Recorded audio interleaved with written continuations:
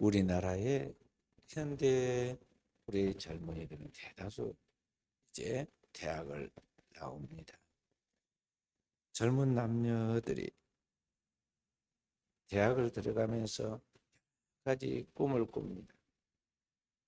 그 꿈 중에 하나는 이 대학을 통해서 사랑하는 사람을 만나서 또 그 사랑이 결혼으로까지 이어졌으면 하는 그런 꿈들이 있습니다.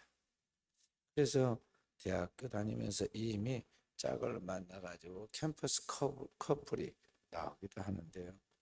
그렇게 나온 그 캠퍼스 커플들이 졸업을 하고 나서 또 원하는 직장을 잡고 그래서 드디어 결혼까지 합니다. 이제 그 기본적으로 거쳐야 대학 공부까지 다 마쳤습니다. 그리고 직장도 잡았습니다. 그리고 원하는 결혼도 했어요. 근데 문제는 결혼해서 이제 얼마 되지 않은데 그런데 어느 순간 자기의 몸에 생명이 생긴 것을 알게 돼요. 그래서 이 자연스러운 현상인데 그 젊은이들이 그걸 바로 결혼하자마자 아기가 생기기를 거의 원하지를 않고 직장 생활하여 가는 그 캠퍼스 커플로 만난 그런 젊은 친구들은 이게 갑자기 자기들이 지금 이 결혼과 함께 자녀가 생겨서 이걸 어떻게 할 건가에 혼란함이 생기게 됩니다. 대다수 이 젊은 친구들은 결혼해서 한동안 자신들의 그 생활을 이렇게 기쁨과 즐거운 그런 시간을 보내고 그리고 아기는 조금 후에 가져야겠다 대다수게 생각들을 합니다. 그래서 피임도 하고 조심도 하고 그래서 아기가 당장 생기지 않을 것으로 생각했는데 어떻게 된 일인지 이게 아이가 생겼다 이 말이죠. 그리고 그런데 그것도 그냥 바로 지금 안 것이 아니라 2개월, 3개월 지나서 그런 것을 알게 되죠. 그래서 고민이 생깁니다. 이 갑자기 준비가 안 됐는데 아이가 생겼는데 이걸 기뻐해야 하는데 사실은 그게 고민이 생겼어요. 어떻게 할 것인가? 왜냐하면 지금 자신이 펼쳐나갈 그 꿈이 있는데 이걸 어떻게 할 것인가? 이 아이를 낳고 육아에 전념해야 할 것인지 전업주부로 바꿔서 이제 직장도 포기하고 나갈 것인지 아니면 다른 생각을 해야 할 것인지 고민이 생긴다는 것이죠. 그동안 공부하고 준비하고 그래서 자신의 꿈을 굉장한 꿈을 마음속에 가졌는데 그 꿈이 한순간에 아이로 인해서 물거품이 되려고 하는 그런 것을 보게 되죠.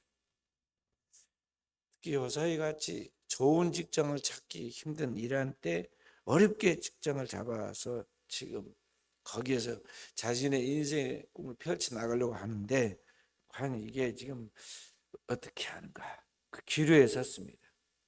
아이를 낳고 직장을 내려놓고 전업주부로서 아이를 육아를 하는데 전념할 것인가? 아니면 다른 것을 해야 할 것인가? 다른 게 뭐예요?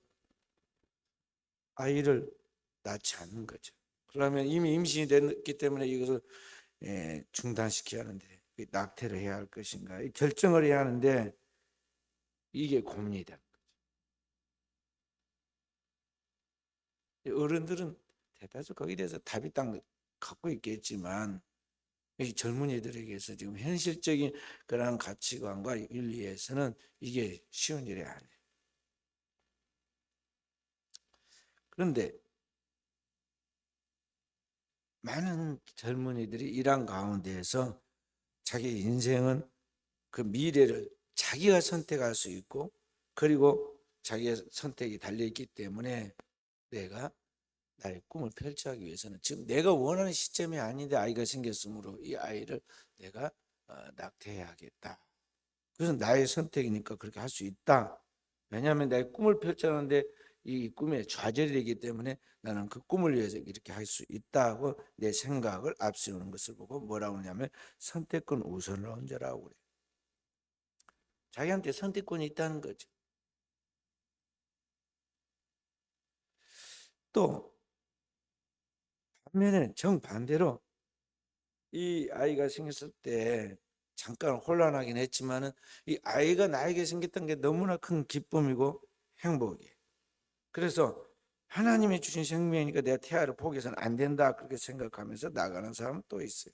그런 사람 누구냐? 생명론 우선주의자들이. 생명을 더 우선적으로 생각하는 사람들이다. 그런 말. 이 두 개는 선택권 우선론자와 생명권 우선론자를 항상 평행선을 그어요. 자기가 우선이다, 자기 결정이 중요하다는 사람, 나에게 생명을 주신 분이 하나님이신데가 하나님이 내 생명을 주신 것까지 아이도 주었기 때문에 이 생명을 우선으로 생각하고 나를 비워야 한다, 내려놔야 한다는 사람, 이 두 가지가 있다는 거죠. 오늘날 소위 똑똑하고 배웠다고 생각하는 진보적인 여성과 인사들은 전적으로 낙태에 대해서 여성의 선택에 달려 있다고 그렇게 주장해요. 반면에 나이 드신 보수적인 어른들은 정반대로 생각합니다. 태어나지도 않은 생명이지만 이 생명이 보호받고 태어날 권리가 있다고 생각해요. 여러분의 생각은 어떠세요? 교회의 가치관은 성경을 통해서 뭐라고 말씀하고 있을까요? 자, 그래서 우리가 이 부분을 그냥 단순하게 딱 말할 수는 없어요. 그래서 우리가 다시 생각해 봐야 합니다. 자, 엄마 뱃속에 이제 2개월 보이지도 않아.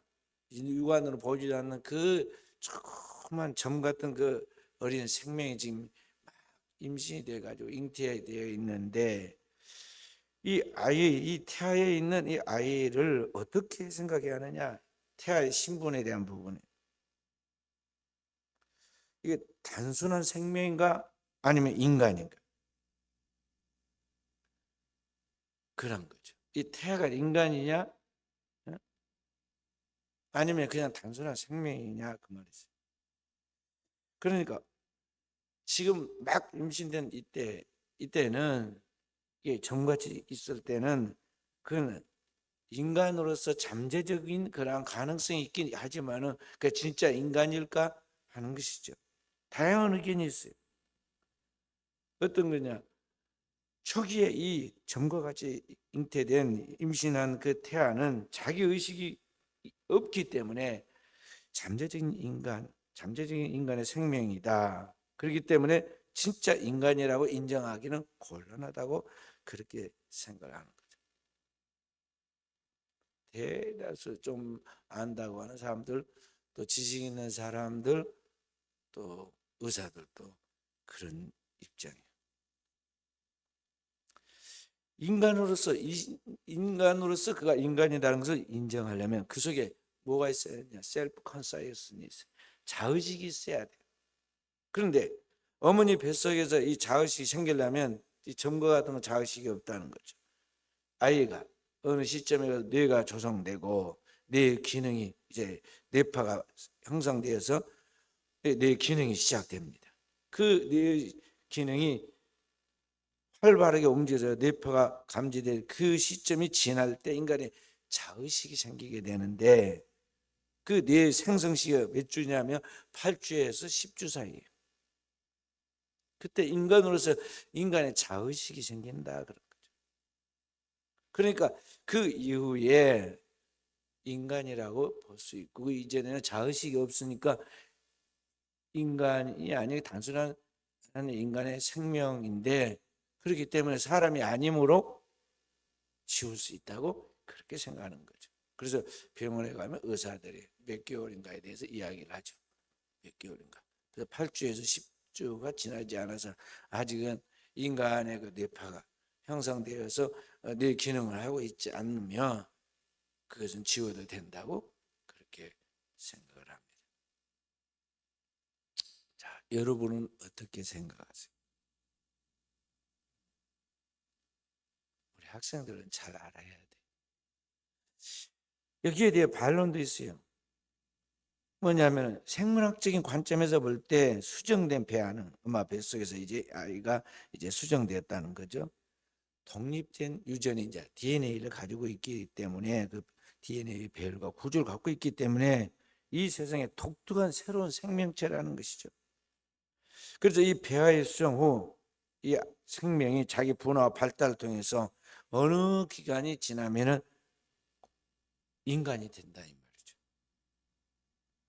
그렇기 때문에 이 지금 아이가 아직 자식이 없을 때도 이게 어느 연속적인 과정 속에서 결국에는 인간으로서 그 완전한 형체가 되기 때문에 인간으로 되어가는 것이다 이 말이죠. 그러니까 그도 사람으로 봐야 한다고 그렇게 생각한다는 것이죠.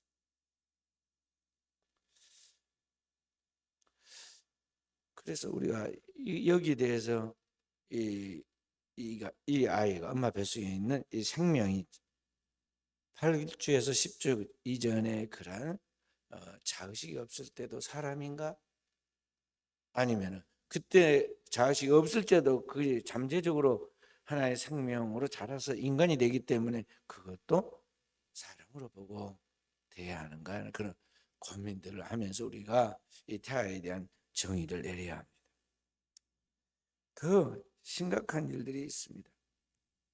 예를 들어서 이 아이가 두 남녀가 결혼을 목적으로 만나서 교제하고 정상적 결혼을 통해서 아이를 잉태하는 것도 고민이 많은데 시점 때문에 고민이 많은데 원치 않는 임신을 당하는 경우가 많은 거죠. 우리 과거에 일본이 우리나라 36년 지배할 때 일본 군인들이 그들의 성적 욕구를 충족시키고 군인들을 그 밖에서 나가서 전쟁하는 그 스트레스를 풀어주기 위해서 일본군 그들을 군인들의 성노예로 우리 한국 여인들을 위안부라는 이름으로 끌어갔어요. 그래서 우리나라에 많은 그러한 젊은 처녀들이 만주에 가서 또 어디에서 성적인 학대를 당하고 노예처럼 그렇게 고통받았어요. 그러다가 원치 않는 임신을 하게 됩니다. 중국의 난징이라는 것이 있는데 난징에서 대학살이 벌어졌습니다. 일본에 의해서. 이 일본 난징에서 30만 명을 한 번에 학살했어요. 그런데 그 학살이 있을 때 어차피 죽일 사람들이니까 말이죠. 여자 아이가 9살짜리 정도부터 시작해서 나이가 70이 넘은 70대 후반의 할머니까지 이 군인들이 그 여자들을 강간했어요. 죽였어요. 그런데 그렇게 그런 일들로 인해서 이 아이가 임신이 됐을 때는 어떻게 하느냐 하는 것이죠. 강간에 의해서나 또는 다른 일로 인해서 1000명에 4명꼴로 지금도 끊임없이 이런 문제가 나온다는 게 통계예요.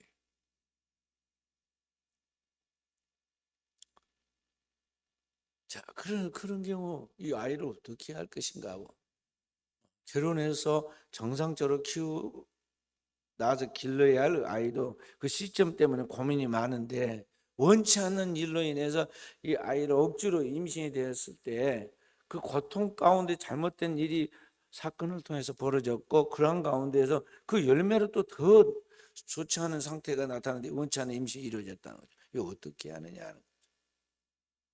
기독교 윤리학적으로 볼 때 이게 상당히 어려운 문제. 또 원치 않는 임신에 못지않게 이 장애를 가진 기형아가 임신이 됐을 때 어떻게 하냐. 요새는 다 보여주거든요. 초음파 검사를 통해서 아이가 손가락 발가락까지 다 세어서 다 나와요. 다 보여. 그래서 장애가 있으면 장애가 있다 또 알려줍니다. 어떻게 할 것이냐는 거죠. 오래전 이야기인데 인도에서 40살이 넘은 남자가 배가 너무 불렀어요. 배가 여자 임신한 것이 부르고 배가 항상 아팠어요. 그래서 참다 못해서 나중에 병원에 가서 죽더라도 수술해야겠다. 뱃속에 분명히 뭔가 종양이 큰 것이 생겼는가 보다. 그러고는 죽을 각오를 하고 수술했어요. 그래서 배를 열어봤더니 놀라운 일이 생겼어요. 뭐냐면 남자인데 그 뱃속에 쌍둥이가 들어있었어요. 그럼 뭐 어찌된 일일까? 그 의사들이 나중에 분석해 보니까요. 그 어머니가 이 남자 40살 된 그 남자가 아기로 임신해 있을 때 그 남자 아이 뱃속에가 또 다른 아이가 지금 임신이 되고 있었던 거예요. 쌍둥이가 그렇게 들어가 있었. 그런데 그 아이는 낳아서 이제 이렇게 40살 될 때까지 커가는데 그 속에 그 쌍둥이가 아직도 안 죽고 살아갖고 그렇게 있는 거예요. 그 뱃속에. 그 위장 안에 놀라운 생명의 기형이 있었던 거죠. 그럴 때는 과연 그걸 어떻게 할 것이냐 이 말이죠.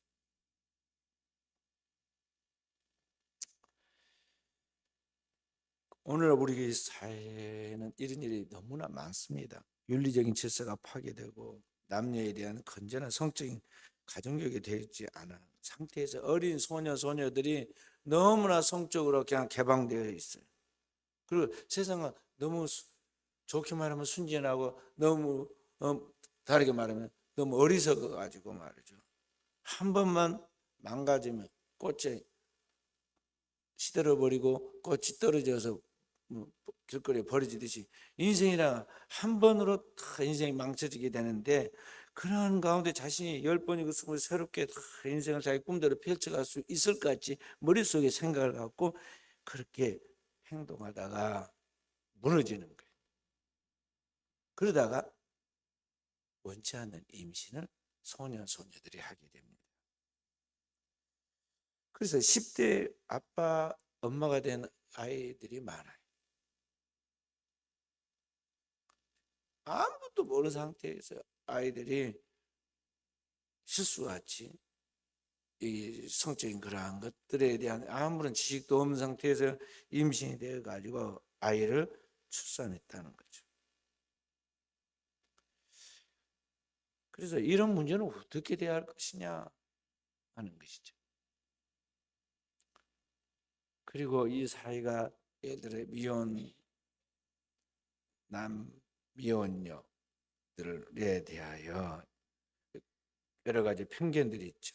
특히 처녀가 결혼도 하지 않았는데 아이를 임신해 가지고 이렇게 있을 때 그들을 미혼모라고 부르는데 그들에 대한 사회적 시선이 어떠한가? 그런 것들을 우리가 어떻게 해야 하느냐 하는 것이죠. 대다수는 그들에 대하여 따뜻한 시선으로 바라보지 않습니다. 그 편견을 가지고 있어요. 사회적 편견이 크죠. 그리고 그렇게 해서 낳은 아이가 또 사랑을 받겠어요? 똑같은 자녀지만 그렇게 미혼모로 이제 기르는 그 자녀 아이가 양가 가정뿐만 아니라 모든 사람들에게 사랑을 제대로 받겠느냐 하는 것이죠. 그래서 오늘날 이와 같이 강간으로 인한 임신, 기형아로 된 임신, 혼전에 원치 않는 임신으로 인한 미혼모들의 이야기를 통해서 우리가 이해하기 어려운 문제들이 인생에 있어요. 그리고 이런 기쁜 것들에 대해서 오늘날 우리가 쉽게 판단하고 단정하기 어렵다는 거죠. 어떻게 보면 이러한 것들은 다 하나님만이 알 수 있는 하나님의 세계 속에 들어있는 신비예요. 그래서 오늘 이러한 것들에 대해서 우리가 성경을 통해서 분명한 답을 가치관을 갖고 성경의 가르침을 받아야 한다는 것이죠. 답부터 이야기하자면요. 어떻게 임신이 되었든지 모든 것은 하나님의 형상으로 창조한 하나님의 사랑의 대상이라는 것입니다. 혹 원치 않는 임신을 했을 경우에 그런 경우에도 산모나 태아나 모두 주님께서 그들에 대하여 생명을 아주 귀하게 보는 긍휼히 여기고 귀하게 보는 대상이라는 것은 우리가 잊어버려서는 안 된다는 거죠. 선한 사마리아인의 비유에서 거기에 강도 만난 그 사람의 아픔과 고난의 이야기처럼 오늘 이들도 일종의 강도를 만난 것과 똑같은 일이란 말이죠. 원치 않는 임신을 한 그에서 임신이 됐다도 그것도 강도로 만나서 지금 사람이 죽으라 할 것 같은데 주님은 그에 대하여 얼마나 긍휼한 마음으로 그를 돌봐줍니까? 선한 사마리아인이 바로 예수님이시거든요. 그러니까 그러한 정신을 가지고 우리 그리스도인들은 힘껏 기도하면서 도와야 한다는 것이죠. 우리가 해야 할 일은 그렇다는 것이죠. 그래서 우리가 교회의 바른 자세에 대하여 기독교적인 생명관을 우리가 분명히 갖고 나가면서 또 가르쳐야 하고 우리가 그 사회 속에서 선한 영향력을 끼치도록 해야 하겠습니다. 통계청이 발표한 것에 의하면 40년 전, 지금으로부터 40년 전 제가부터 파악을 했는데요. 40년 전에 우리나라 신생아가 얼마 정도 되냐? 한 70만 정도 됐어요. 1년에 70만. 그러니까 대학 입시생들이나 하여간 그 학생들 나중에 파악할 때 보면은 그의 출산율과 함께 대학 진학 걸 비교하잖아요. 근데 그때 당시에 한 70만 명 정도의 아이가 1년에 태어났어요. 그런데 10년이 지난 지금부터 30년 전에는 60만으로 줄어듭니다. 그리고 지금부터 20년 전 2005년도 통계를 보면은요 43만으로 줄었어요. 43만. 그리고 10년 전에 통계예요. 2015년 통계 나온 걸 보면은요 그때 통계는요 30만으로 줄었어요. 30만. 그러니까 계속 줄어드는 거예요. 그래서 영국에서 우리나라를 분석하고 발표한 바에 의하면 그 연구 발표한 거에 보면 앞으로 지구상에서 인구가 소멸해 갈 첫 번째 나라, 그러니까 인구가 적어서 땅과 국토와 주권이 있어야 국민과 주권이 있어야 그게 나라거든요. 인구가 없어서 국가를 형성하기 어려운 나라 첫 번째가 대한민국이라고 그랬어요. 그 통계를 쭉 파악해 보면서 지금 그런 것입니다. 근데 그것이 현실화되었어요.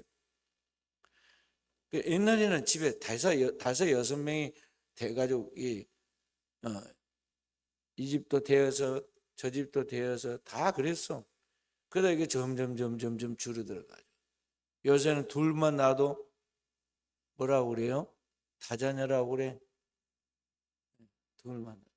그다 대우를 해주잖아요. 옛날에는 한 명 나면 독자라고 그래요. 군대를 빼줬어요.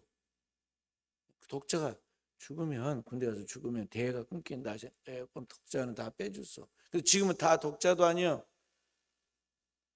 그 집에 남자나 여자나 한 명이라도 낳으면 다행인데 낳지 않는다. 그런 상황이 됐어요. 그런데 그렇게 된 이 저출산의 가장 큰 원인이 뭐냐? 오늘 우리 한국에 이제 자녀를 낳지 않는 그 저출산의 원인이 뭐냐?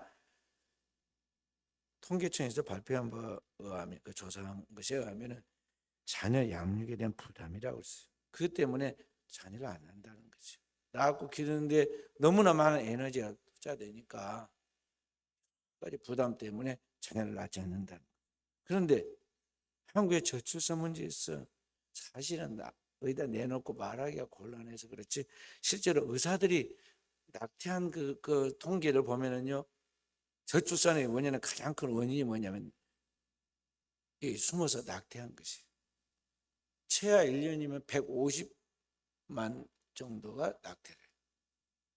아이 숫자가. 그러니까 아까 40년 전에 낳은 아이가 1년에 70만이었는데 이 낙태한 숫자는 150만이 넘는다 이 말이에요. 150만. 그래 가장 큰 저출산의 원인이 거기에 있다는 거예요. 그래 한국에 이런 문제 큰 숨어 있는 문제인데 이게 오늘 그리스도인들의 삶에도 크게 다르지가 않다는 것이죠. 현대 기독교인들은 이런 문제에 자신뿐만 아니라 자녀들에게까지 현실에 타협하고 비성경적인 기준에 우리 교회에서도 좀 됐잖아요. 이 젊은 이제 막 대학교 다니는 그런 젊은이들이 불장난같이 그렇게 사귀다가 임신이 됐어요. 그러기 전에 제가 기도하면서 부모에게 자녀 교육에 대해서 부모가 알아서 할 일이지만 목회자니까 기도하는 사람이니까 제가 그렇게 하면 안 된다고 좋게 충고를 했어요. 부모가 똑바로 자녀를 가르치고 그 자녀가 그래서 반대로 가야 하니까 저를 비웃었어요. 목사님 말이죠. 지금이 어느 시대인데 구식 캐캐 먹은 이야기를 한다씩 입을 삐죽삐죽하면서 피식 웃고 말을 튕겼어요. 제가 가슴에 저러면 안 되는데 어느 날 울고불고 쫓아와서 저한테 온 게 아니라 사모님한테 와가지고 집안에 큰 문제가 생겼는데 이거 어떻게 해야 할지 모르겠다고 그랬어요. 그리고는 자기들이 나름대로 결정을 내렸어요. 낙태해야겠다. 그래서 사모님이 하나님의 생명이다. 모든 생명 하나님께 속한 것이니까 그러면 안 된다. 창피를 무릅쓰고 아이를 낳아라. 그리고 하나님이 책임질 것이다. 그렇게 했어요. 나중에 낳고 기를 때는 얼마나 예쁘다 못해서 이게 하나의 이게 아무리 예뻐도 부모나 남편이나 아내나 자식도 나보다 더 사랑하는 자는 내게 합당치 않다. 그리고 우선순위가 먼저 하나님의 나라가 되고 하나님의 의가 되고 하나님을 경외하고 사랑하고 그 다음에 하나님의 피조물로서 오늘 우리 인간이 서로 사랑하는 것인데 이게 순서가 뒤바뀌면 안 된다고 그러죠. 그런데 어느 순간인가 너무 사랑스러우니까 우리말로 눈에 넣어도 아프지 않는 자녀이고 손자잖아요. 그러니까 그런 것 때문에 삶의 가치관과 기준이 흐트러지는 것을 보지. 어찌됐든 이런 일들로 인해서 오늘 우리가 너무나 쉽게 생각을 한다는 것이죠. 우리나라의 법도 그에 대해서 모호하게 바뀌어버렸어요. 그런데 세계적으로 보면 미국 같은 선진국에서도 낙태를 법으로 금지하고 있어요.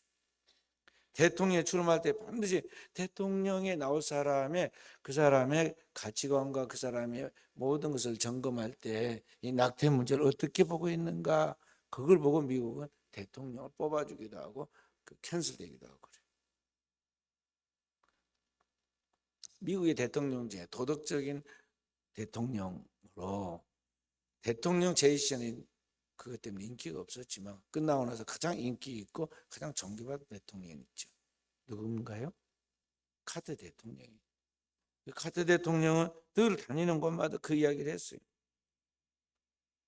그가 미국 버지니아에 있는 리버티 대학의 졸업식 가서 연사로 강연한 적이 있었는데 세계에서 가장 시급한 인권의 문제가 있다면 그게 뭔가 하면서 이런 이야기를 했습니다. 오늘날 전 세계에 1억 6천만 명에 달하는 여자아이가 세상에 빛도 보기 전에 죽고 있다.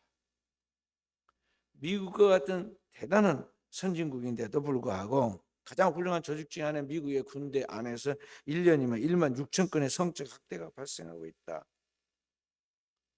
중국 같은 나라는 경제적인 문제를 이유로 특히 유교의 남아 사상을 따라 남아 선호 사상을 따라 낙태가 너무 많이 자행되고 있다. 낙태는 인류가 직면하는 가장 큰 불평등이라고 이야기를 했어요. 대학교 학생들 졸업하니까 이 대학생들이 이제 결혼하게 될 거 아니에요? 아니면 결혼을 하지 않더라도 사귀고 그런 가운데 이 일이 큰 이슈가 될 것인데, 이런 문제에 대한 가치가 분명하게 심어지고 그들로 하여금 세상에 빛이 되도록 하기 위해서 지금 그런 이야기를 그분이 한 것이죠. 우리 한국 교회 크리스천들이 이 낙태 허용 범위에 대한 법을 제정한 것이 있어요. 모자보건법 제14조 조항인데요. 인공 임신 중조 수술의 허용 한계라는 것이죠. 근데 그 내용이 성경적으로 볼 때는 잘못되었다. 그래서 이러한 것들을, 이런 거나 좀 똑바로 크리스천들이 국회에서 법으로 교정해 가야 하는데요. 그런데 별로 관심이 없고 오직 정치의 이권만 따지고 정치에 그게 매몰돼 가지고, 이념에 매몰돼 가지고, 참 중요한, 기독교는 이 모든 여당과 야당을 떠나서 하나님의 뜻이 무엇인가 하나의 법으로 모든 걸 내다보고, 여가 잘했을 때는 여를 칭찬하고 야가 잘했을 때 야를 칭찬해주고, 개인이 어떻게 하나님의 가치관을 따라서 일하는 것에 대하여 그런 것들을 우리가 격려해주고 또 밀어주고 그렇게 하는데요. 우리 한국에는 그게 안 돼요. 그게 지금 큰 문제죠. 그래서 오늘 교회가 똑바로 그 문제를 치고 나가야 합니다. 그래서 교회를 통해서 우리가 배워야 할 성경의 바른 가르침이 뭔가 하는 것이죠. 가장 잘 가르쳐주고 있는 지금 성경의 내용이 오늘 시편 139편 여기 1절에 보면, 주께서 나를 감찰하시고, 13절에 보면 주께서 나의 모태에서 나를 조직하셨으며, 주님께서 나를 영원부터 영원까지 미리 다 감찰해 아신다 이 말이에요. 그분이 내 어머니 뱃속에 나를 지으셨다, 조직했다. 16절에 보면 주께서 내 형질이 이루기 전에 주의 눈이 보셨으며, 어머니 뱃속에서 내 몸의 형체가 이루어지기 전에 주님이 나를 이미 보셨다. 내 태아가 조성되기 전에 이미 나를 아시고 감찰하셨다 그 말이에요. 그러니까 성경은 어머니가 잉태한 태아에 관한 그것에 대하여 하나님 관심을 갖고 있고, 오늘 내가 이제 자의식뿐만 아니라 인격이 형성돼 가지고 성인이 되어 가지고 지금 하나님과의 내 의지로 하나님을 경외하면서 나하고 하나님과 관계를 맺고 있는 지금 현재 내가 동일한 인격을 가진 존재다 이 말이에요.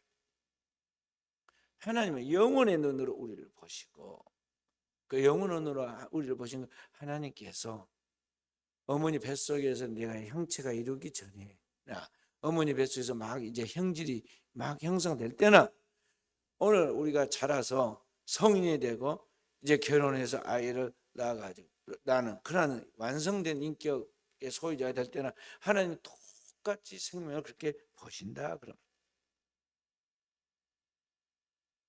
그렇기 때문에 태아가 하나님의 사랑의 대상이다 이 말이죠.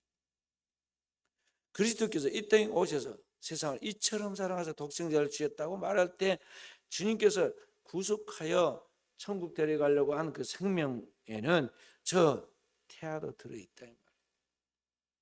태아도 들어있어요. 그 태아 생명, 그 생명을 위해서도 주님이 죽으셨다는 거죠. 그래서 오늘 그리스도인의 바른 신앙과 신학적인 입장은 뭐냐면, 태에서 생성된 새로운 존재도 하나님이 생명을 주는 순간부터 하나님의 형상을 지니 완전한 개체화된 인격이다 하는 것이죠. 다시 말해서 오늘 이 태아도 하나님과 언약적 관계 속에 있는 존재이고 하나님께서 사랑하셔서 돌보는 존재다 그런 말이에요.